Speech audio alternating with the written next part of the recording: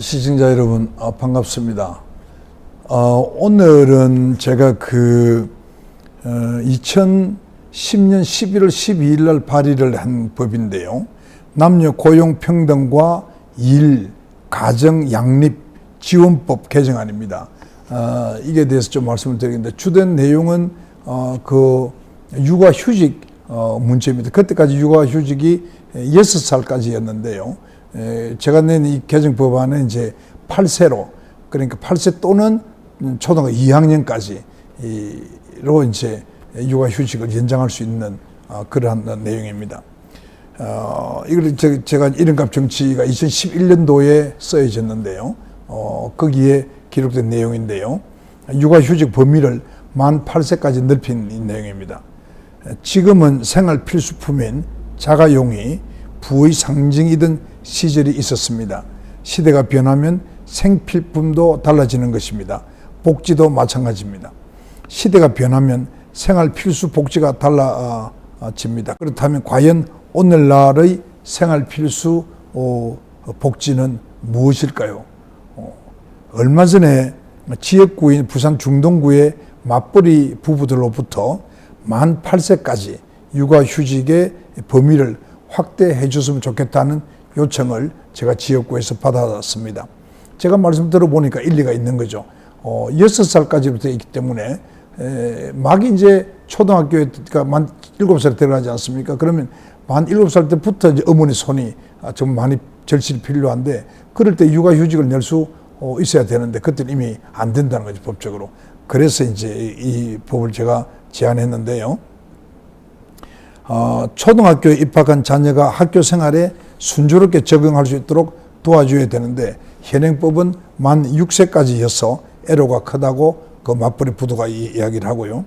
맞벌이가 추세인 요즘의 현실이 그대로 반영된 그런 요구였습니다. 그래서 이제 제가 바로 국회에서 대표 발의를 하게 됐는데요. 그 날짜가 2010년 11월 12일이었습니다. 육아휴직 규정이 적용되는 국가공무원법, 그리고 이제 지방공무원법, 그리고 교육공무원법, 남녀 고용평등과 일가정 양립지원법, 이 네 가지 법이 다 관계가 되기 때문에 이 네 가지의 개정안을, 네 건의 개정안을 이제 낸 것입니다. 국가공무원법, 지방공무원법, 교육공무원법은 이거는 뭐 아주 쉽게 통과가 됐죠. 왜냐하면 국회 본회의에서 6개월 만에 통과가 되었습니다.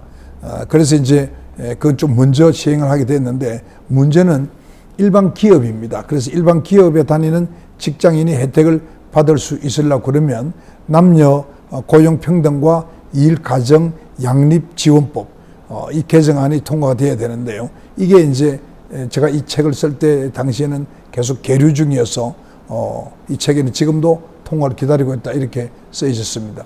이 법은 그 뒤에 2013년 12월 26일에 통과를 하고요. 그래서 이게 이제 8살까지로 이제 연장된 것입니다. 그래서 그때 제 기억에도 많은 그 학부모들이 제게 감사하다는 글을 많이 보내고 또 댓글도 많이 올린 것을 제가 기억을 하고 있습니다.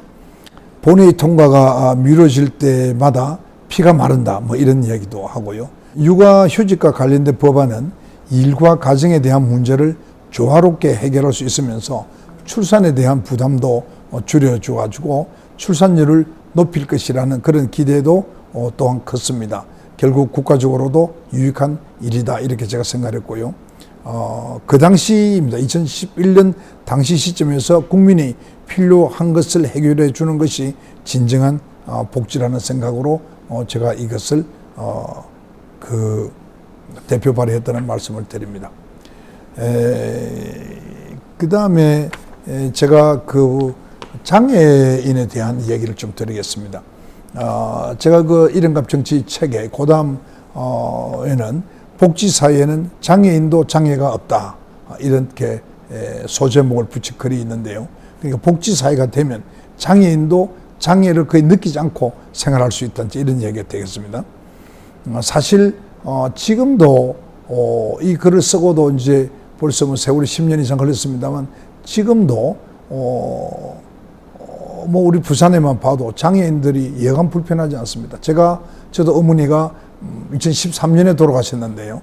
어머니가 돌아가시기 전에 그 휠체어로 제가 주말에 이렇게 다녀보면 뭐 도로도 그냥 아주 그 인도도 제대로 되어 있지 않고요. 아주 뭐 두들두들하기도 하고 사이사이 맨홀이 있기도 하고 화장실 같은 것도 찾으려고 그러면 굉장히 어렵고요. 모든 화장실에는 장애인들이 접근하기가 좋아야 되는데 휠체어가 들어갈 수 있는 화장실이 뭐 예를 들면 그게 한 2000년 후반에 만들어졌던 지금 그 중구의 자갈치 현대화 건물 있지 않습니까? 거기도 가보면 저 왼쪽 구석에 겨우 하나 장애인 휠체어가 들어갈 수 있는 화장실이 있고요. 그 바다 쪽을 보고 오른쪽에는 아예 뭐 경사가 심할 뿐만 아니고 계단이 돼 있어 가지고 휠체어를 어떻게 뭐 적고 올라갈 수가 없게 되어 있습니다. 그 어떻게 그런 식으로 그 설계를 했는지 정말 참 제가 그때 한탄을 많이 했는데요. 서울을 비롯한 대도시를 다니고 보면 청계 옆으로 비스듬한 길이 있거나 또는 건널목에 설치된 소리 신호등들을 이제 서울에서는 그래도 그런 거 좀 볼 수가 있습니다. 그러니까 휠체어를 밀고 올라갈 수 있는 그런 길이죠. 보행이 불편한 고령자나 장애인도 다니기 편하도록 만들어 놓았는데 서울도 전부 다 그런 것이 아니고 일부 부분적으로 그렇고요. 지금 이제 이 글을 쓴 거 지금 현재 따지면 12년이 지났는데 그 12년 동안에 많이 나아지긴 했습니다만 아직까지도 불편한 것을 고치지 못한 곳이 많이 있습니다. 이제 이렇게 장애인들이 장애를 느끼지 못하고 생활할 수 있게끔 만들어준 것을 우리가 영어로 베리어 프리라고 그럽니다. 베리어, 그러니까 장애물이죠. 장벽이죠. 장벽, 베리어. 그 베리어가 프리하다, 없다 이런 말이죠.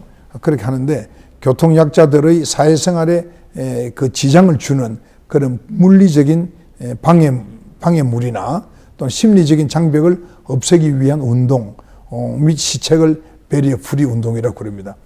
1974년 6월에 유엔의 장애인 생활 환경 전문가 협회에 의해서 장벽 없는 건축 설계라는 보고서가 알려지면서 일본, 스웨덴, 미국 등지에서 시작된 이래 우리나라에서도 볼 수 있게 되었습니다. 이게 1974년인데요. 그 74년서부터 그러니까 2000년이죠. 2011년이면 세월이 얼마입니까? 약 한 35년 세월이 흘렀죠.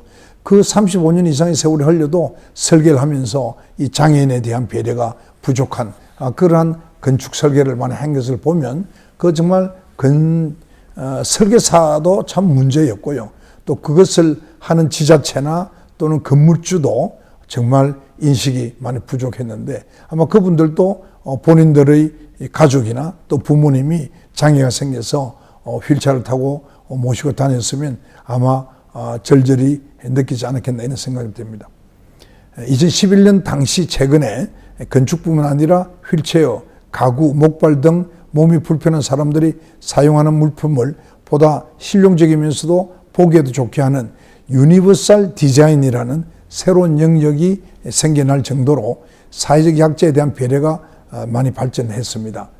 이거는 그 당시까지 이제 이런 부분은 발전하긴 했습니다만 제 눈에 보기에는 굉장히 못 미쳤다는 이야기죠. 몸이 온전한 사람이나 불편한 사람이나 모두 똑같은 사람입니다.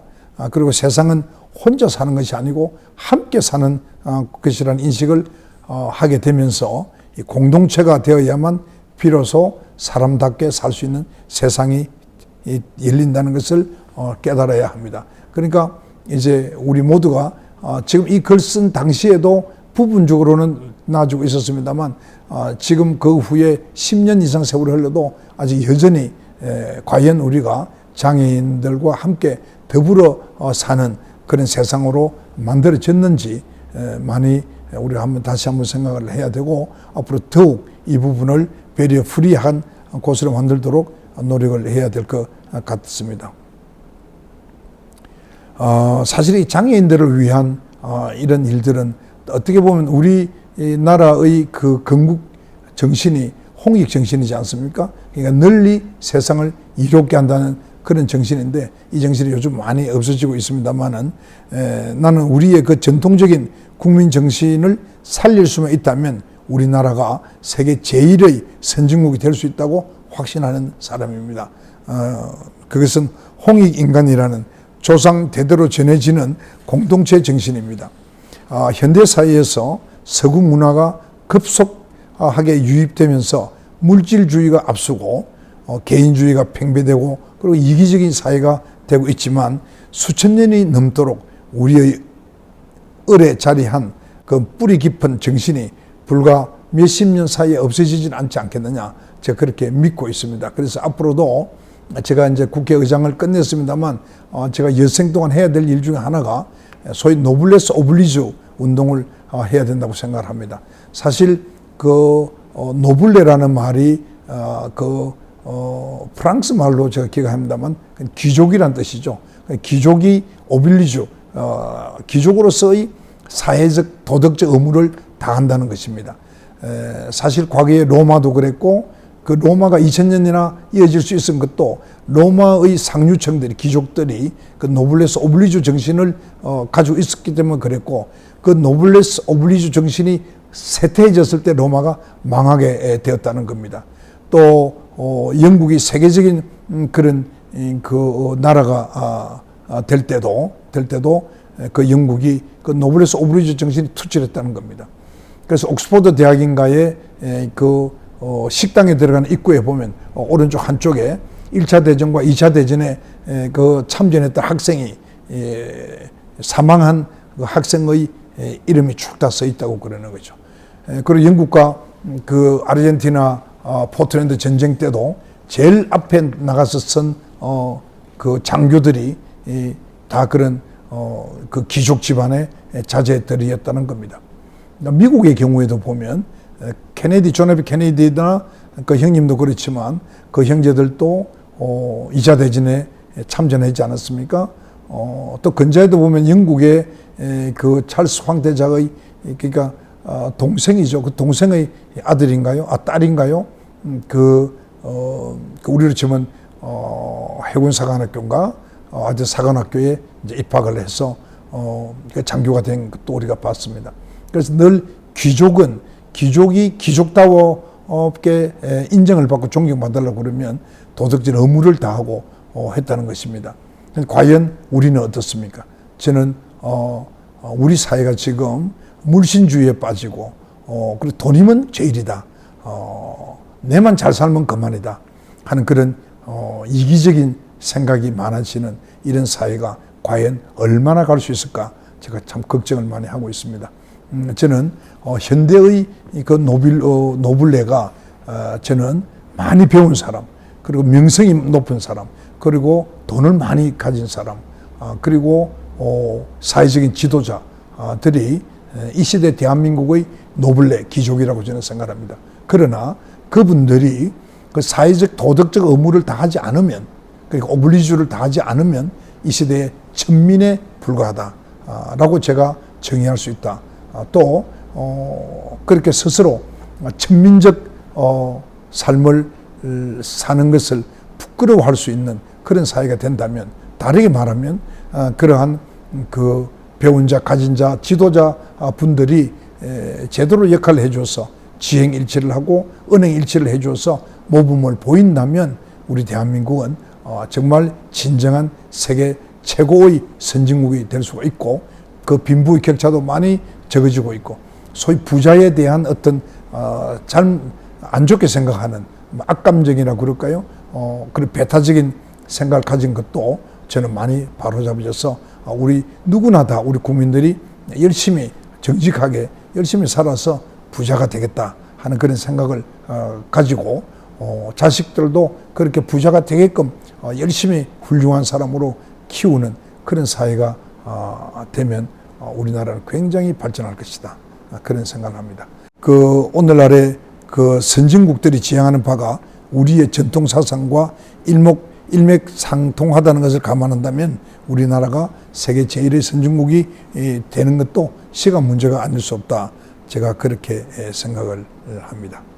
제가 사실 이제 다시 장애인 이야기로 돌아가면요. 2010년에 제가 국회 부의장이 되고 난 뒤에 국회의 그 경내와 그리고 국회 바로 담벼락 밖에 있는 건널목이나 그 인도에는 그 베리어 프리한 것을 만들어 보려고 제가 세미나도 하고 실제 우리 지역에 있는 장애인들을 국회에 모셔서 같이 국회를 다니도록 해서 어디가 불편한지 그 조사도 하고 그렇게 한 적이 있습니다. 그래서 현재 우리 국회 내에서는 장애인들이 활동하기가 상당히 좋게끔 어느 정도 되어 있다고 제가 생각을 하고 있습니다. 오늘은 장애인에 대한 이야기 그리고 우리 이 시대의 그 귀족이 어떻게 노블레스 오블리주를 해야 되는지 요즘도 신문 보면 수많은 사람들이 재능 기부를 하고 또 우리 뭐 일반 주민들은 김장당기도 같이 돕고 그런 십시일반도 하고요. 그리고 또 품앗이도 하고 또 많은 사람들이 돈을 기부하고 이런 것을 많이 볼 수 있는데 그러나 아직까지도 선진국에 비하면 굉장히 열등하다고 말할 수가 있습니다. 그래서 저는 앞으로도 우리 이 새한국의 비전을 통해서 제가 노블레스 오블리주 운동을 펼치려고 생각을 하고 있습니다. 시청자 여러분들도 많이 관심 가지고 도와주시기 바랍니다. 여러분 대단히 감사합니다.